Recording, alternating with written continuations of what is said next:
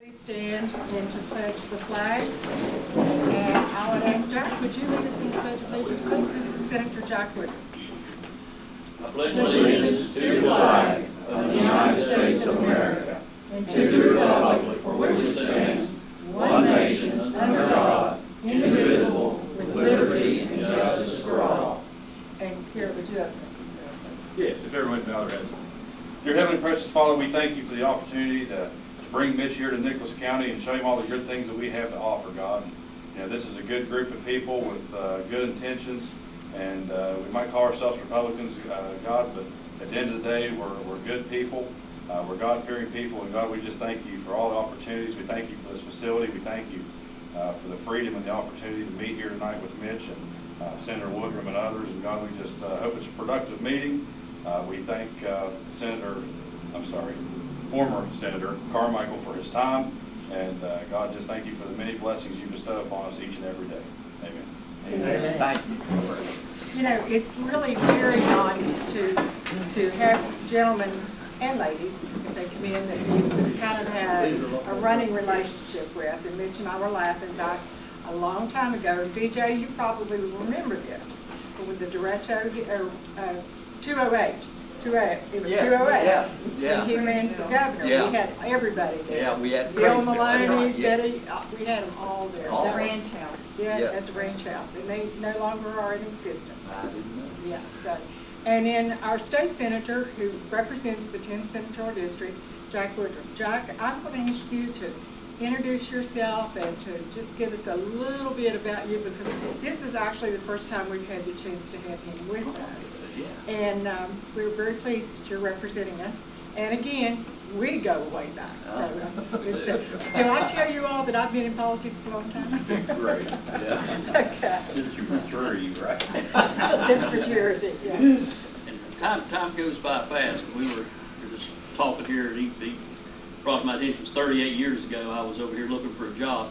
But yeah, I've been funeral director my entire career. I was sort of retired about 12 years ago or so. Had some back surgery, just had trouble getting through the day at that time.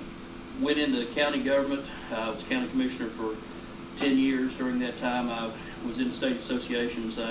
When I left county government, I was president of the County Commissioners Association, board of directors of the Association of Counties, and was on the national board of directors. So we represented over 4,000 counties through the national board. So that was sort of my background going into state government. I always thought I wanted to be in state government, and I used the county government as a way to educate myself in order to go to Charleston. And had the benefit of a lot of great people ahead of me. Mitch being one of them, a lot of people you can watch and learn from, and they've always been good to educate you. Anytime you need some help, these folks have always stepped up to help you with what you were doing. Enjoyed being in the Senate. I don't actually represent this county until 2024, the way it'll work. So on the 24 election cycle, that's when I would come in. So right now, you sort of have an extra senator because it still work for you, knowing we're going into 24. So now Vince Deeds, he would become your senator on this cycle, and then I would on the next cycle. So that's how that would work. So Robert Carnes is actually still the senator. Still here, yes. Exactly. Yeah. And so it's every 2 years, so it'll rotate. So you don't have a big change all at once with the Senate. So be glad to help you any way I can, answer any questions. But I've enjoyed being in the Senate. When I was a little younger and a whole lot skinnier, I spent a lot of time on the river and running the hillside, so I spent a lot of time in Nicholas and Fayette County. I thought I was very adept to being able to represent the tourism piece here, because I've been on both sides of it and know more than most people do about it. So with that, I'll turn it back over to you. Thank you. Jack has tried his best to get here many times, but he has taken care of his mom. And so I asked him how she was, and she's holding her own, so we really appreciate that. And we are not going to have a meeting per se. Our next meeting is the first Thursday, is July the 7th at 6 o'clock, and then we have a lot of things to go over then. So for the rest of the summer and fall term. I'm very pleased, Mitch. I apologize. Heather wanted to be here so badly, and she is in Florida right now, but she sent her better half. Yeah. With us. And so at this time, I want to introduce the Secretary of our state's Economic Development, and Mitch Carmichael. Thank you so And much. if you want to come over here, Yeah. that way, Thank you so much. and I want to thank Summersville Television Station too, because they're here good. with us. Yes. Well, I am Mitch Carmichael, and I have the role of first in the state, Secretary of Economic Development. So it's a pleasure to be with you. Thank you for that nice prayer, and thank you on behalf of the people of West Virginia for what Nicholas County does and has done for the contributions to move West Virginia forward, for economic development, and for conservative values. It's been an incredible to watch Ben Jean through the years and just the entire county become so involved in the process and care enough to be involved and to move the state forward. And I want to say it's important, why it is so important that Republican principles prevail. And I think once you hear a few of the statistics that we have in place, you'll become even more enthused about being in the Republican Party. And while we are absolutely Christians first, Americans second, West Virginians third, and Republicans fourth. But it makes a difference. Republican leadership makes a difference. And as you know, we just celebrated West Virginia's 159th birthday. In 1863, this state was founded, and we were Republican. We were founded under Abraham Lincoln and prevailed that way through the 1920s into the early 1930s. And if you've been to the state capitol, and by the way, Jack does an incredible job as a state senator. He has taken to this like a fish in water, and thank you for your service and all that you've done to make West Virginia a better place in the county and here. But so you think about West Virginia, founded in 1863, becomes a Republican state, and if you've been to the state capitol, hey brother, how you doing? All right. If you've been to the state capitol, you'll see what an incredible structure that is, right? I mean, it's been in a couple different places. If you know the history of West Virginia, it's burnt down. But that is an incredible structure. It was commissioned by a Republican legislature that felt an optimism and an enthusiasm for the growth that was occurring in their state. In fact, when that building was commissioned, we were the 5th fastest growing state in America under Republican leadership. And you think that building was $12 million in 1930 or early 20s, really, because it took a few years to have it built. And that group of people, Jack, imagine sitting in that legislature and spending that amount of money at that time on a building which portrayed hired the world-class architect to design, Cass Gilbert. And just to give you a sense of inflation that we're experiencing now, when I was my last year as Senate President, we had to, as I said, the whole building, both wings were built for $12 million. It cost $12 million to redo the dome. But just to give you a perspective. But, so you can see what was occurring at that time. We were on fire economically. Then the Depression hits. The legislature changes to one party, absolute, 100, for 85 years controlled 100% by the Democrat Party. And West Virginia went into a state of decline that we are just now recovering from. And I'll give you a couple points on it. And this shows you the failed leadership that occurred in our state. Last in per capita income, highest percentage of people on welfare, lowest literacy rate, highest computer illiteracy rate, healthcare outcomes, education outcomes, everything that portrayed failed leadership at the state level was occurring in West Virginia. It was now, it takes courage to change, even when you're last. It takes courage to change, and West Virginians had that courage, and it was in many ways led by the people of Nicholas County that said, we're tired of this being last, we can do better. And you sent to West Virginia, to the halls of the state capitol, a new leadership team. And I was privileged to be a part of that leadership team. And the first year as Senate Majority Leader, we did big things. We have done big things. Now those things sometimes cost you politically. I'm one that paid the price for it. That's okay. You know, when I grew up, I read John F. Kennedy's book. I hope you read it, Profiles in Courage. And it profiles 10 U.S. senators that took difficult stands, knowing what the right thing to do was. Did it anyhow, knowing it could cost them politically. That's the kind of leadership we need. I'm not saying it's me, but it's somebody who is willing to take those tough decisions to move the state forward. And you should feel so good about what has occurred in our state now, because look now, since 2015, we're 8 years into the majority party. Is that right? Am I adding that up right? Yeah. So we're 8 years into it. Now, look, I'll give you a couple of statistics. West Virginia was 5th in the nation in terms of gross domestic product increase. That's never been said. In fact, we were higher than anyone in the Southeast or the Midwest region, 7.5% growth in our economy. We've increased, our wage rates are up, our unemployment rate is at historic lows. When we came to the Senate, when we first came in, we had budget deficit of $500 million. We're talking about where to cut $500 million, 10% of your entire budget, you're going to cut. And that means schools, roads, everything. Now, in this short amount of time, this year, we'll run a budget surplus of $1.2 billion. That's an incredible turnaround that somebody should be screaming from the halls of the Capitol and everywhere in West Virginia. You say, look at us. Look what has occurred in this state, the transformation.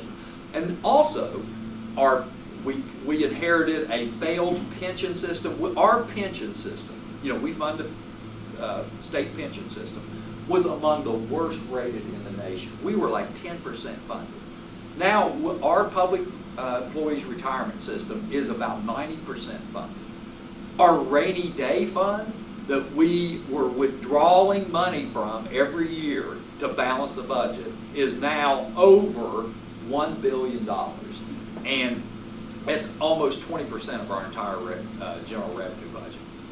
You're a businessman, Rodney. You know, when you set money aside for downturns, we didn't have that. And when we go around, in my role now, as I go around and recruit companies to West Virginia, this is the story we tell. We say, look at our pension systems. Kentucky's upside down. All these different states that we surround us are upside down in terms of their pension. They don't have the rainy day funds. Our bond ratings are very secure now. Everything, every marker of success is trending upward in West Virginia, and it feels so good. Now, you know, we hope that it's, and I believe that it's sustainable for a couple of different reasons. In fact, I think this is the roaring 2020s in West Virginia. I kind of gave this talk in Charleston the other day, and talking about how it compared to the roaring 20s, and there was a guy in the audience that said, wait, I was there in the 1920s. The guy's name's Charles McElwee, and he really was. He's in his 90s. But so we made structural long-term changes too. This isn't just a temporary blip. We did things. We have reformed our civil justice system, which was one of our incredible impediments to growth in West Virginia. We were ranked as the worst judicial health is the term that they used in America. And recently we received an award from the U.S. Chamber of Commerce as the most improved legal climate in America. Companies notice that. Our tax system has become much better. In fact, we've been rated in business magazines as having a top 10 business climate in America now. We took some tough decisions when it came to right to work legislation. And it's not, you know, all the unions get after you and so forth. It's not anti-union by any means. It's pro-worker. If you want to join a union, join. But you shouldn't have to join in order to have a job. So if you want to work, go to work. If you want to join a union, join. We didn't outlaw unions. We just said it's not a condition of your employment. You don't have to belong to the club in order to work. And so that's occurred. We've taken enormous steps in our education system. Our education system, frankly, it's just empirical evidence. It was ranked near the bottom. And now we wanted to provide students, teachers, and parents with choice. To make every child doesn't learn the same. Every teacher doesn't want to be in a particular environment. Every parents might have different options. You know what's best for your children. And if they're getting a quality education, stay in that environment. If they're not, make a change, because there's nothing more important to the future of our society than making sure our next generation is properly educated. So that was very important. It's a moral imperative, I believe. We've installed freedom in West Virginia. That's kind of the theme. And so when you look at the changes that have occurred in our state, the direction that we're heading, I think we can all stand back and say, we're proud of the work that we've done. There's more to do, obviously. There's much more to do. We can always do better, but we're trending in the right direction. We have, and a couple of the results, again, I want to point to, and again, I have this beautiful blessing right now of being in the economic development space. Look at the companies that have decided to locate in West Virginia. In fact, Fortune 500 companies, 2 of them, I'll just mention real quickly. Procter & Gamble, one of the 10 largest companies in the world, and Nucor Steel Company, the 138th largest company in the world, both made their largest investments, not anywhere in the world, the largest investments in their corporate history were made right here in West Virginia. They decided to invest their capital in West Virginia. And it's an incredible success story that's not told enough. And when we talk to them as to why did you make this decision, and it's all the things I've just talked about. The changes that have occurred here, the opportunities that abound in our state. We've always been great. We've just been held back by bad policies. We have every advantage. And so this is a time that West Virginia is on fire economically. We can really, truly advance for the next generation of West Virginians a great future. And it's important that we stay involved, because as we see, what's happening in Washington, D.C., and how Rodney and I were talking earlier about how quickly things can change. When you put the wrong leaders in place, look what can happen. And it doesn't take long. Yeah. And it can go like that. And so in West Virginia, we need to make sure that we stay on the right track, pick the right leaders, pick courageous people like Jack and others who are willing and able and have to do the right things in spite of no matter what. Do the right thing. You'll sleep better at night, right, Ted? And you know that it has its own reward, doing the right thing. Because these jobs weren't meant to be, public service wasn't meant to be a career necessarily. It's meant to be public service. You come in, you do the right thing, you do your job at the time you have it, and you move on. There's a great, I'm going to try to remember this quote from a poem. I'm bad at doing this, but this poem by Edward Martin, this line in it says, the task given to each one, you think about this, everyone has a divinely inspired task. The task given to each one, no other can do. So the errand has waited through the years. It's waited for you. And now you appear, and the hushed ones are turning their gaze to see what you will do with your chance in the chamber of days. This is our chance.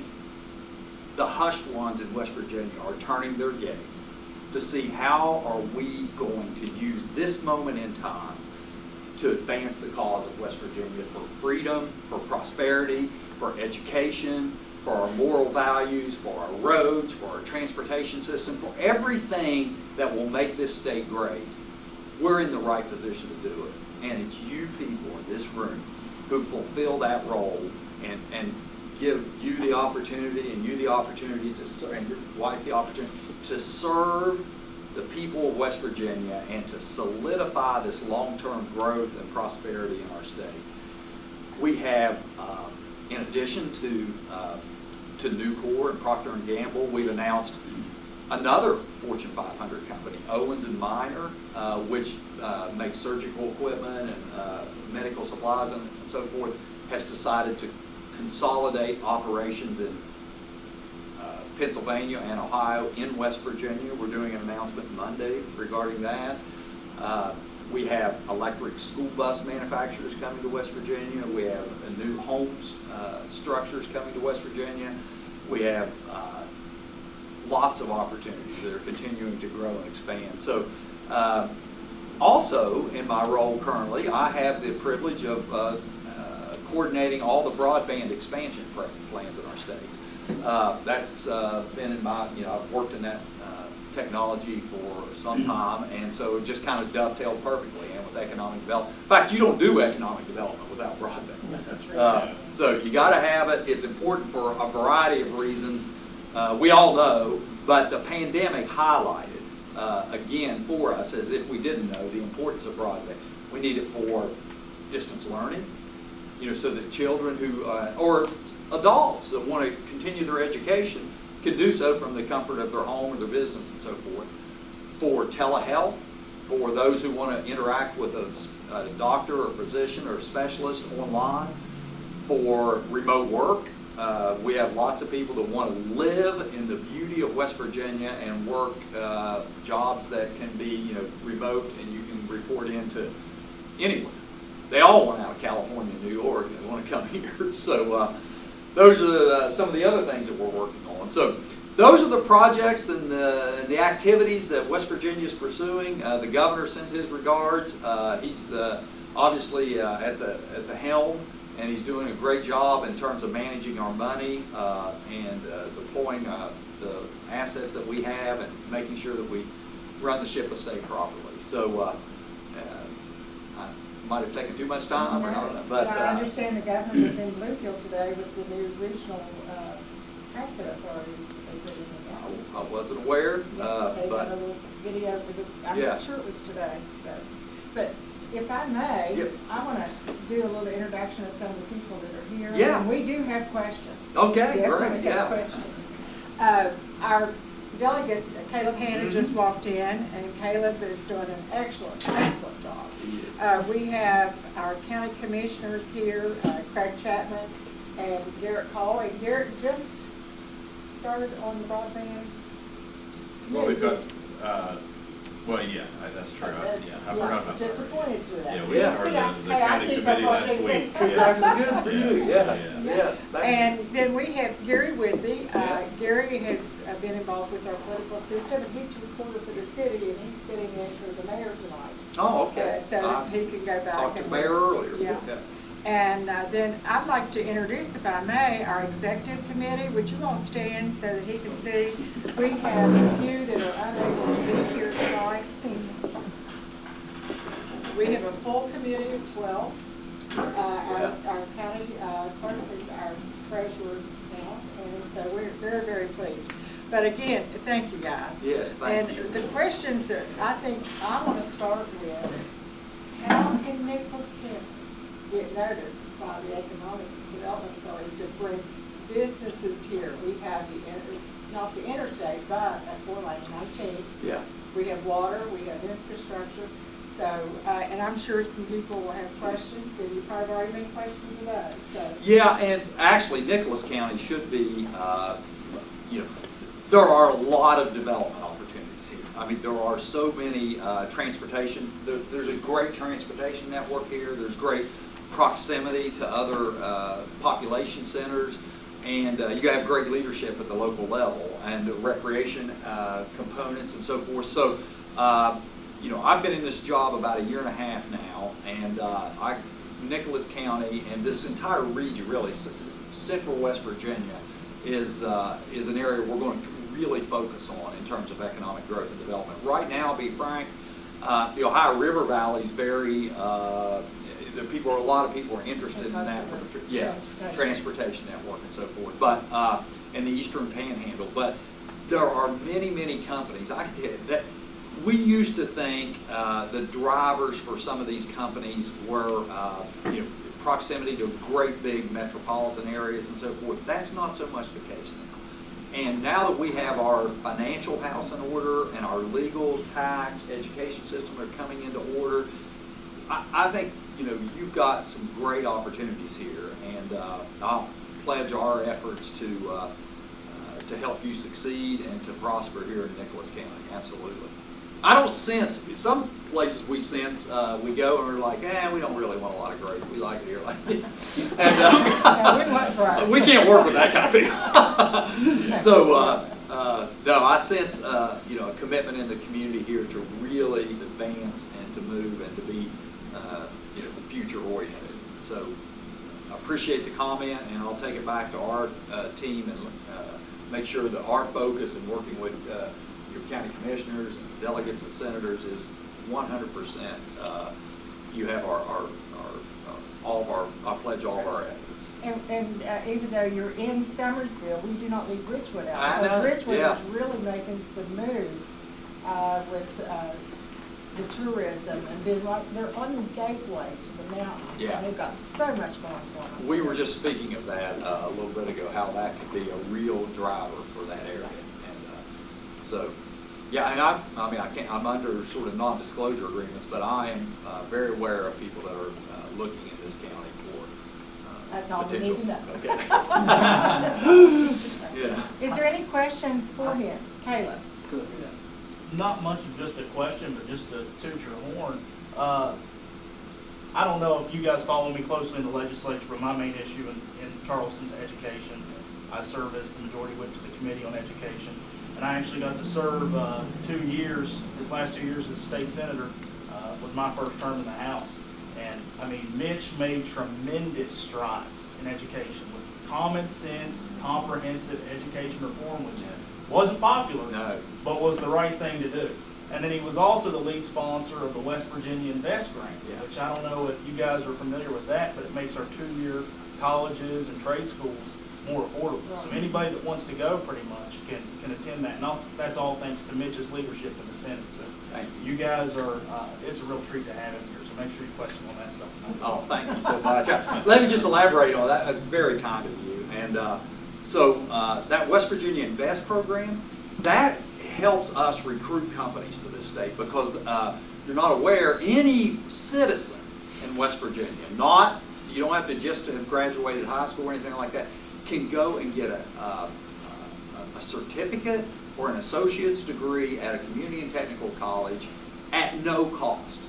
There are, it's not free because there are, requirements for drug testing and community service hours, and you must stay and work in West Virginia for a period of 2 years after you obtain the certificate or the degree. But companies are saying, wow, there are about 7 states that are doing this, and it's really great because the workforce issues are paramount throughout corporate America right now. They're having a real hard time. And so they want a trained or the ability to train a world-class workforce, and they haven't in West Virginia. I'd just like to make sure I heard you correctly. Did you say there was an electric school bus company? Yeah. Well, that don't make Brandon happy. Brandon. Oh, yeah.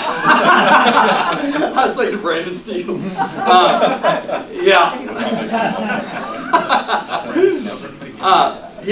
Well, they decided on West Virginia, and as you know, those charging stations are powered with electricity, right? And so, however you generate the electricity, but they, they were in California. They wanted to be here. Yeah, South Charleston. They don't want to pay the taxes in California. Right. And they don't like, it's more than taxes. It's actually workplace regulations, all the different components that just people pile on these regulatory schemes on a company. And, we recognized early on, and my term in the Senate is we were all about regulatory reform. we eliminated 1,500 different rules and regulations. In fact, President Trump, you know, he kind of served at the same time and he said, for every rule somebody puts on, you got to take off 10. And we're like, dang on, you know, we were trying to eliminate a few, but that's a tall order. But you know, God bless him. He took on the status quo too. Any other questions? Have you had the tax reform conversation with the committee at Amendment 1? We did have a little bit of that, yes, sir, we did, but would you elaborate a little bit more Well, on I'll that? let him elaborate. Will you elaborate on that? As a matter Because of there's, fact, I got my sheet Yeah. right here. we were talking about, so that the people, the voters they do not understand, No. they've not seen anything, and so therefore when it's put on them, it'll be almost like sprung on them, they Yeah. won't know how to vote. And last night, my husband and I were watching the news, and Ken Carper from Kanawha Oh, I bet County, he was against that. I mean, he was Yeah. blasting Yeah. it. And Yeah. I'm thinking to myself, that's not helping us Yeah. any. And so what I'm thinking, I'm just a good old country girl from West Virginia. Oh, as soon as you hear that, you know what's going on. I just like to, I think we should put something in our local newspaper that will explain these proposed amendments in layman's terms so our citizens can understand them. And I'm not the one to write them.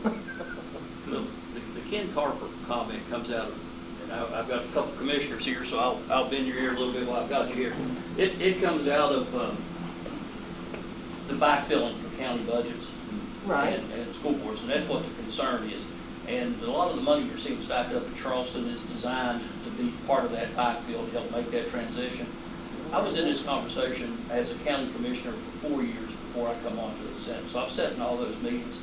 And what it all comes back to, if a county for some reason bankrupts, guess who gets that county? We do. Yeah, so it's going to come to us. So we're not going to do anything to jeopardize a county or a county budget. And it's the same thing with the school board. You know, the legislature is ultimately responsible to fix any problem that we create. So that it's going to be all right. I know there's a lot of controversy, but I know at least on the Senate side, finance chair has worked with the assessors from across the state, because one of the problems we run into that I'd recognized early on is what the state tax department, the way they generate the numbers, and the way the county assessor generates numbers are two different methods. So they've come together and they broke all that down. So the numbers are very, very close. I mean, really Is that insignificant. the 100 plus 10 when you get? 100% of what you currently get plus 10%. Plus 10%. Plus That's what Eric charged. Plus 10% on top of it, and there's a couple ways of generating that, but it's going to be the highest, over an average, you're going to take the high point, and that's where you're going to get 10% from. Because we talked about that. Right, which actually, that scenario works good for us because we've had the additional pipeline equipment and stuff like that in the county. Yeah. That's Yeah. boosted us, you know what I mean? So we're gonna get Yeah. that plus 10%. Yeah, so, and it's going to work out well. Most counties are in decline on that tax. There's only a couple counties that are actually growing. That's because of gas business primarily. You correct me if I'm wrong, when I get bald face, you just tell me. Yeah, you're But they're actually improving, but there's going to be a mechanism built in to take care of those counties too. So. It would be good to have that, like she said, put in layman's terms, because I know people start rumors. And we were trying to put a fire department in down at Mount Lookout. And money was coming in, the volunteer fire department, and it was almost there. And somebody started a rumor that we were going to put a police department in beside it. Now look, everything stopped. It was shut down. I went to the two men that started the rumor and had to explain. One of them was a businessman here. And they went out and told people they'd made it. And everything worked out fine. Yeah, it's awful the way that kind of stuff can rule the day. Yeah, but people will start rumors about this. I've heard. Who is actually writing these amendments? Who's doing their work? The legislature approves the language of those amendments, so it is crafted by the legislature. Okay. And Do they have an office or someone who would do a bullet point on each one of yeah, those? yeah, and you mail could it get to the counties? Judiciary Committee to do it. Yeah. Okay, that's what we need, and we yeah. need it out soon enough, because like our county, when we get ready to support our candidates, and if we buy a ad in the paper, we can add those bullet points for those amendments in that ad. So that's. It's a great idea, yeah. And from a county commission side of it, we need to learn it, but where we have a fear of the state, there was $600+ million supposed to go to us counties that never got to us. And that's part of your all's $1.1 billion you're budgeting about. But if you would have paid us our fair share in the counties, you couldn't boast that. So that's what we have a fear of, allowing you to take away our tax base. What money are we talking about? CARES. The CARES. The CARES Act money? Nicholas County's supposed to get 15 million and we got 1.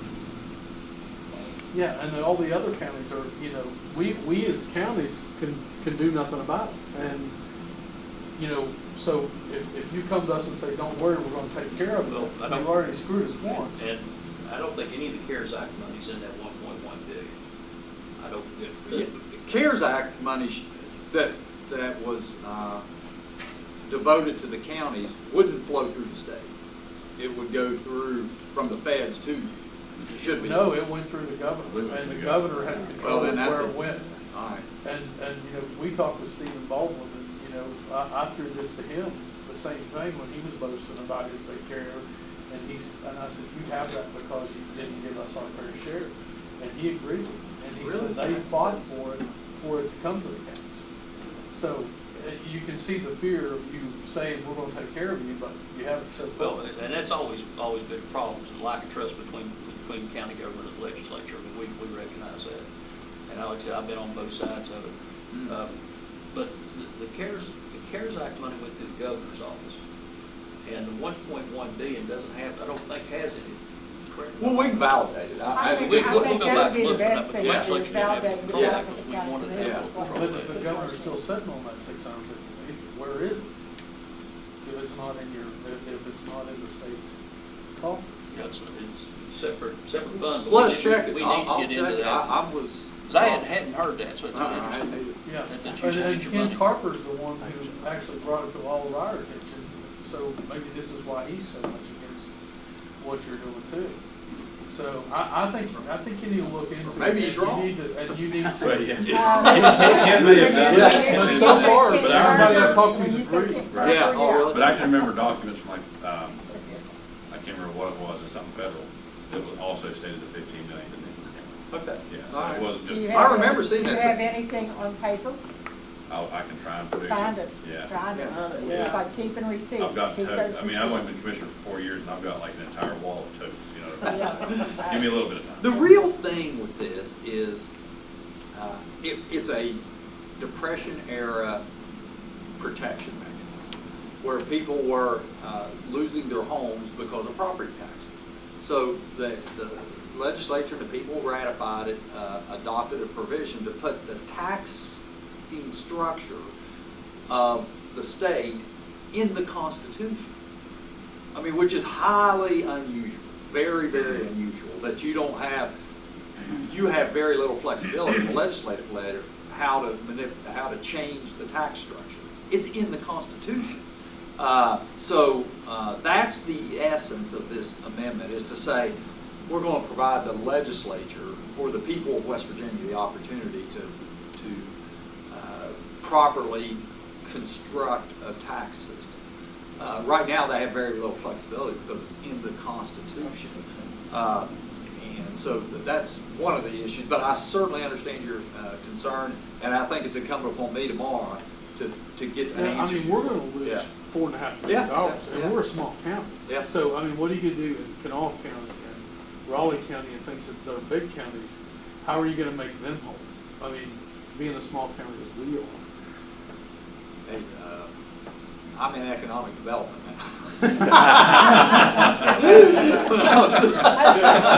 But this is the other amendments that need to be explained as well.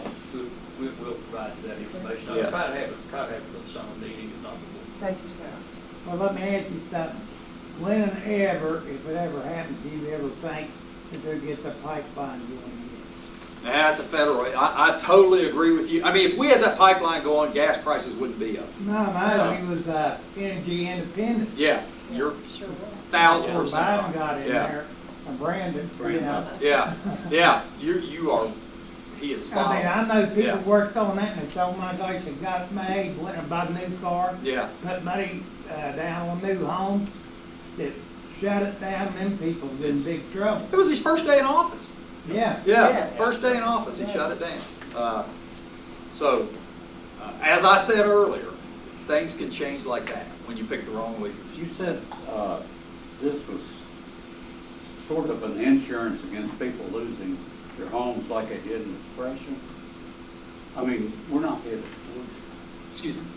with our economy Oh. now, it looks like we're headed for nothing. Yeah, well, yeah.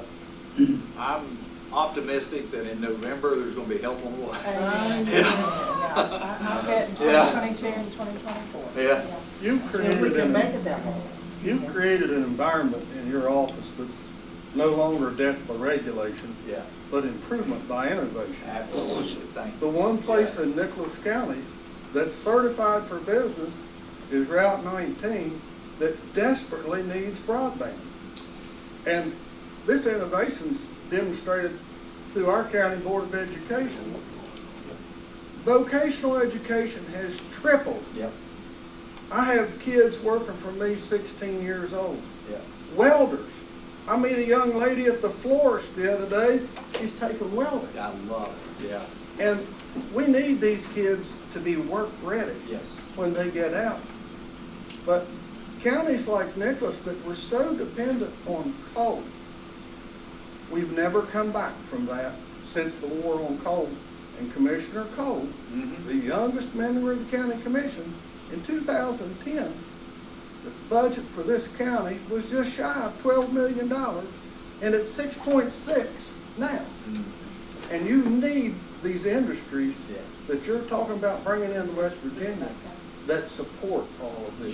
He's 1,000% right. And broadband's a key component of it, and we are, and I'm sure your county commissioners will inform you, we are actively engaged in deploying those funds to get broadband. And our goal is to have this thing done before it's, before my time's up in this, in a year and a half. I guess my question is, with the broadband thing, why is the Eastern Panhandle got in all up on the eastern, up there in Eastern Panhandle, all across the 68 and everything? Why is the broadband so much better up there versus down here? Now, are you referring to cell service? No, not cell Okay, service. all right. Because you got down here we got Frontier, up there you got Xfinity. Oh, yeah, you just, Xfinity just dominates everything. yeah, That's a suburb of DC. yeah. Well, that is true, you're right, that's the DC corridor, I understand. But what makes them, that up there, any different than it does for us down here? Because I'm one of those fellas that I do work in DC, but I work from home. Yeah. And that, when I went from 1.2 gig download speed to Point DSL, Yeah, DSL, yeah. it boggles my mind. Yeah. The business model on, for the private industry to deploy broadband is based on population density. And if there is a dense population, or like if they're running lines between two dense populations, that's where you generate the revenue. And so that's the whole purpose of the public investment in broadband that's running through our office right now, is to subsidize those areas that don't have enough population density to support world-class broadband. We're not funding anything unless it's gigabit speed, fiber to the home. And so, we have, the governor pledged $1 billion, and it has to come from various different sources, some's federal, some's private, and so forth. But we've got a whole team in place that it's, Like down at my place, we're here, here in Mount Nebo, yeah. literally the fiber optic stops 0.8 of a mile Yeah. from my house. We've got a program to that. I hear that all the time. Is that there is we get calls all the time where somebody says, "Look, my neighbor has broadband, but I can't get it. They just live, half mile up the road." And we have a program called LEAD, Line Extension and Development, that we put in place specifically to address that issue. And we're providing that your service provider, whoever it is that's close, we'll provide them the funds to hook you up and then you start paying on a monthly basis. Right. Frontier says there's not enough people. Give me your address. And we Yeah. can, I sure will. I'll give you my address. Give me your and we address. can get and, Chantel. But I live on that Frontier lookout, so I know what is you're the saying. problem. Yeah, Frontier's been a problem. They went through bankruptcy recently. They've emerged. We want them to be successful, right? We want all the providers, but it's been a problem. Yeah. I will give you my address. Yes, give me your address, and we actually have a site. You've probably been on. If you go to broadbandwb.gov, Yes. you can type in your address and see when you will be getting broadband. See, the commission, we have 3 projects going on, down 39, from Craigsville to Summersville, and potentially from Levacy to Nettie, is that right, Craig? It's those areas. Yeah. So anyways, the thing, and you're gonna have to correct me on this, because I'm sure I'm gonna say this wrong. The thing with broadband, you have to have 2 lines in. You can't just have a trunk out. You have to have it interconnect or something like that. I think that's how the terminology. Backhaul, that's the big deal. The backhaul, okay, yeah, thank you. And so, we're building the trunks so that, and it's involved with programs with the state. And then after that, that's, to my understanding, we can start actually branching out the Yes. side roads and stuff. Middle mile, last mile. Yes, so yeah, we're the Yeah, middle we're gonna mile come, involved. the bad thing is it got put on hold, the one we're working on. It was gonna come out of Rome County, that's why Yeah. I've been working with Melissa. Yeah. It's coming out of Rome County, and going to come up and intersect with 19. Then the same company's coming through Webster on the 19. And who's coming down from Dixie back up that way? I've always heard that there's something going on down there. That will be the fiber net loop that will be involved in. We City planned- Yeah, that'll be city net, Yeah. and then But they're putting Gigabeam a lot comes of up from the lines south. right now. So, yeah, and those are 2 West Virginia businesses. I just remember when I moved out here, I mean, I understand, I moved out here to the mountains. Got it. But, I tried satellite. And then, oh no, that doesn't work. Yeah. Then I call it a little hockey puck you get from your cell phone provider. Yeah. That was fast. That was fast at the house. Then they put a data cap. No, I got the unlimited data cap. Okay. And then I called Frontier and had them come out. Well, when the gentleman showed up, he brought me my modem. I was like, oh, I got one. I showed him my modem, and he's like, no.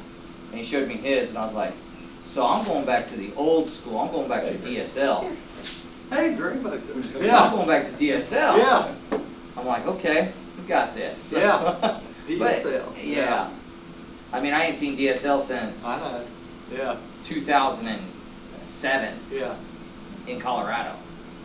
But I mean, it just boggles my mind when he goes, yeah, 0.8 of a mile right up the road. Yeah. We got a program to address it. And let me just give deference to my good friend, former senator. Hello, my friend. Yeah, Greg Boso, who did just a great job for you. I just got your message Yeah. that I'm running late and you walked in the door. It's great to see you. He's got a text message too. Oh, do I didn't I? know. Good to see you, man. We were just going over the success and the challenges that remain, Oh, yeah. but the things that are occurring in West Virginia that have us optimistic about the future. I mean, really, we've been, as the governor likes to say, 50th for too long. We're moving up the ladder. And it's not necessarily a slow climb. It's we're heading up fast, and we're getting noticed nationally and internationally. And if I can interject, Mitch, Greg is one of our executive members. Oh, here, good. So we Well, have a good team. All the things that we talked about, the significant structural changes to our that will sustain this long-term prosperity, Greg was very much a part of it, and he was a leader on virtually every aspect of it. So it makes a difference, as I say, the leaders that you send to Charleston and at the state level, and as we've seen how quickly things can go the other way at the national level with a couple of years. Good moral, common sense leadership is not all that common. And we need more of it. And Caleb, again, does a great job. So I hope I've been able to convey a sense of the prosperity that's occurring in West Virginia. There's been, I have the privilege of being the first Economic Development Secretary, but others have done the role in various capacities. We haven't been able to talk about this kind of prosperity. And you talk about coal, and it's, the governor's fond of saying his father told him that at one day, coal's gonna be too valuable to burn. And the chemistry that's going on around unlocking those carbon fiber components and the carbon within that,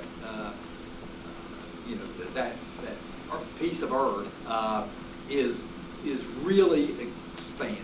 And there's going to be, a lot of, all the carbon graphite stuff that that we see airplanes made out of and bicycles, cars, all that stuff. That is, in very short supply. It mostly comes from the coking process. It's a byproduct of making coke for steel, and most of that has been shut down in America, the coking component. In fact, one of the 100-year-old ones in Follinsby, West Virginia was just shut down. There used to be hundreds in America, and I think there's like 11 now. So the demand for, it's called coal tar pitch, but it's really liquid carbon, is going like this, and the supply is going like this. So this is ground zero for the best coal to make those components that go in batteries for our electric vehicles and so forth. All that is used. This is going, you talk about Silicon Valley, this is going to be like carbon corridor, West Virginia, and it's going to be used for the downstream industries rather than just, kind of colonizing West Virginia, taking our natural resources and taking them somewhere else. This kind of stuff's going to occur right here, and we're at the threshold of that revolution. So it's a good time. This is a really good time to be alive in West Virginia. Are there any other questions for Secretary? Good. Thank you so much. Yeah, for the opportunity to be here. Yeah, my pleasure. Yeah. At this time, if there is no other questions, we have no other business tonight, and we will adjourn our meeting. We do have drinks, we have refreshments, and thank you guys. Thank you, Jack, Caleb, and for our county commissioners, my executive committee. So we are doing really well. July the 7th is our next meeting, 6 o'clock here. So again, at this time, we'll just adjourn. Thank you.